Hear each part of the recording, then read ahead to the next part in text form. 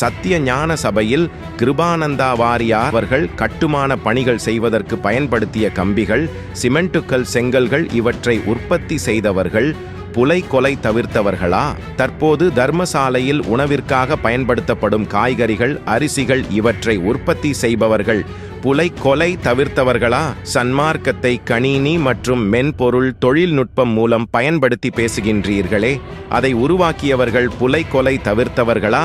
அருட்பெருஞ்சோதி என்று கீபோர்டில் டைப் செய்கிறீர்கள் அல்லவா? அதை உருவாக்கியவர்கள் புலை கொலை தவிர்த்தவர்களா? நீங்கள் உடுத்தும் ஆடை, உண்ணும் உணவு இதை உற்பத்தி செய்பவர்கள் எல்லாம் புலை கொலை தவிர்த்தவர்களா?